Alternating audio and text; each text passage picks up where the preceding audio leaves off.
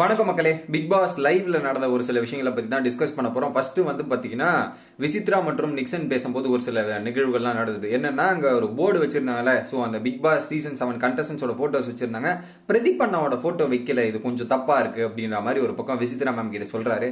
பேசுனியாடா Nixon, நீ பேசுனியாடா அப்படின்னும் போது பேசல மேடம். அப்புறம் உடனே இந்த டைலாக் சொல்ல, அவர் கெட்டவன் மோசமானவன் இப்படிலாம் நான் சொல்லுங்க, டேஞ்சரானவன்லாம் நான் சொல்லவே இல்லைங்க, அப்படி நான் மீன் பண்ணலங்க அப்படின்ற மாதிரி சொல்றாரு. ஓகேங்களா? உடனே வந்து கால் பண்ணி பேச வேண்டியதானே, இல்ல வேணாம் மேடம், வேணாம் அப்படின்ற மாதிரி நான் யோசிக்கிறேன், கொஞ்சம் என்ன பேசுவார் ஏது பேசுவார்ன்ற ஒரு பயம் இருக்கு, அதனால நான் பேச விரும்பல அப்படின்ற மாதிரி நிக்சன் சொல்றாரு.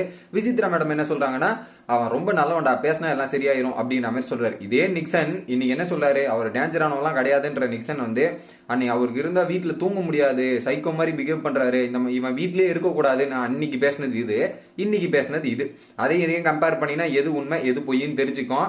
அவர் அப்படி சொல்லிட்டு இன்னைக்கு வந்து டேமேஜ் கண்ட்ரோல் பண்றாராம். பிரதீப் அண்ணான்றாரு, அன்னைக்கு அவன் இவன்னாரு, இன்னைக்கு அண்ணான்றாரு.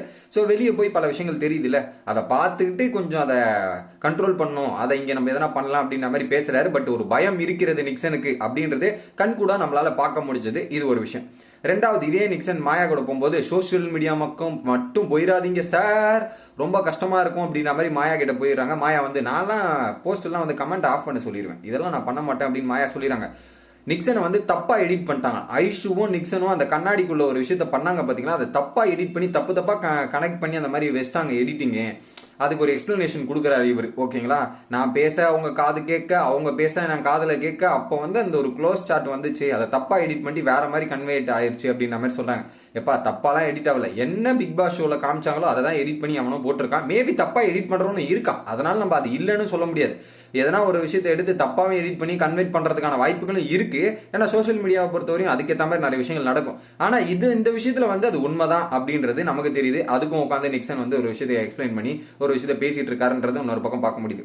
அடுத்து விசித்ரா மேடம் வந்து கேமரா முன்னாடி பார்த்துட்டு என்ன சொல்றாங்கன்னா, என் கூட யாருமே பேச வரமாட்டாங்க, என்னை பார்த்து அப்படி பயப்படுறாங்க போல இருக்கு, ஏன் பயப்படுறாங்க, தைரியமா வந்து பேசலாமே, நான் என்ன பண்ணிட்டேன் அப்படின்ற மாதிரி ஒரு பக்கம் விசித்ரா மேம் வந்து சொல்றாங்க. விசித்ரா மேம் பேரை சொன்னாவே பயம்டா எங்களுக்கு அப்படின்ற மாதிரி ஹவுஸ்மேட்ஸோட ரியாக்ஷன் இருக்கிற மாதிரி அவங்க ஃபீல் பண்றாங்க. எல்லாருக்கிட்டையும் நான் சிரிச்சு சிரிச்சு தானே பேசுறேன், சாரி எல்லாரும் என்கிட்ட வந்து சிரிச்சு சிரிச்சு பேசுறாங்க. பட் அதுக்கப்புறம் வந்து அந்த சிரிப்பு உண்மையா பொய்யான்ற ஒரு டவுட்லயே இருக்காங்க, வந்து பேசக்கூட மாட்டேங்கிறாங்க அப்படின்ற மாதிரி விசித்ரா மேம் இந்த ஒரு ஃபீலிங் அவங்களுக்கு தனியா இருக்கிற மாதிரி ஒரு ஃபீலிங் இருக்கு. இதை நம்மளால அங்க கிளியரா பார்க்க முடியுது. இன்னொரு பக்கம் வந்து என்னன்னா, விஷ்ணு புலம்ப ஆரம்பிச்சிட்டார் விசித்ரா மேம் வந்து. ஏன்னா விஷ்ணு கூப்பிட்டோன்னே, என்ன விஷ்ணு எப்படி இருக்க, நல்லா இருக்கியா அப்படின்னும் போது, நல்லா இருக்க மேம் அப்படின்னு, அப்புறம் பேசலாம் வந்து பேசுறேன் அப்படின்னும் போது, ஆமா இவங்க வந்து பேசி இது பண்ற போறாங்கன்ற மாதிரி விஷ்ணு ஒரு பக்கம் கான்ல இருக்காரு. விசித்ரா மேம் பொறுத்தவரையும் ஏதோ ஒரு இன்ஃபர்மேஷன் வந்து பாஸ் ஆயிட்டு இருக்கு விஷ்ணுக்கு, அதன் மூலியமா ஒரு பக்கம் வந்து கொஞ்சம் கடுப்புல தான் இருக்காரு அப்படின்றது நம்மளால பார்க்க முடியுது. தனியா ரூம்ல போய் உட்காந்து பேசும்போது கூட அவங்க இந்த வாட்டி வந்து எதனா அட்வைஸ் பண்ணிட்டோம், பர்சனல்ல உங்க லைஃப்ல இப்படி பாத்துக்கணும் அப்படி பாத்துக்கணும் இந்த மாதிரிலாம் பேசினா நான்லாம் சும்மா இருக்க மாட்டேங்க, நீங்க வந்து உங்க லைஃபை பாருங்க மேம், இப்படி எப்படி வாழ்க்கையை இது பண்ணணும் அப்படின்றத நடத்திட்டு போங்க, அதை பாருங்கன்ற மாதிரி நான் ஓப்பனா சொல்லிடுவேன். வந்து பேசினா வச்சு செஞ்சிருவேன், இந்த அட்வைஸ் எல்லாம் கொடுத்தாங்க நான் சும்மா இருக்க மாட்டேன்ற மாதிரி விஷ்ணு ஒரு ஸ்டாண்ட் எடுக்கிறாரு. தினேஷ் வந்து சொல்றாரு, அப்பெல்லாம் பண்ணாதரா நீங்க, அவங்க சொல்றாங்களா, ஓகே இதுதான் தத்துவமா, ஓகே மேடம் அப்படின்ற மாதிரி ஓகே போட்டு தலையாட்டிட்டு போயிரு.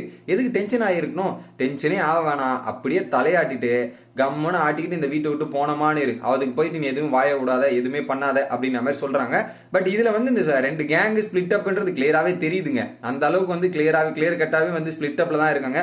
ஒரு கேங் ஒரு கூட்டணி, இன்னொரு கேங் இது. இதுல வந்து ரெண்டு இடத்துலயுமே மிங்கிள் ஆகிற யாருன்னா ஆர்ஜே பிராவோ ஒன்னு, ரவீனா கூட மிங்கிள் ஆயிருந்தாங்க. கூல் சுரேஷ்ல இந்த மெம்பர்ஸ் எல்லாம் பரவாயில்ல, பட் இந்த மெம்பர்ஸ் எல்லாமே வரவங்க எல்லாருமே ஒரு பக்கம் வன்மத்தோடயே தான் இருக்காங்க. இது மணி எல்லாம் ரெஸ்பான்ஸ் பண்ணல, மணி கூட சேர்ந்த நெகட்டிவிட்டி ஆயிடும்ன்ற மாதிரி விக்ரம் மற்றும் அக்ஷயா பேசுறது, இதெல்லாம் பாக்குறதுக்கே காமெடியா ஒரு பக்கம் இருக்கு. ஏன்டா அந்த அளவுக்கு வன்மத்தோட இடம் வந்திருக்கீங்க நீங்க அப்படின்ற மாதிரி தான் எனக்கு தோணுது.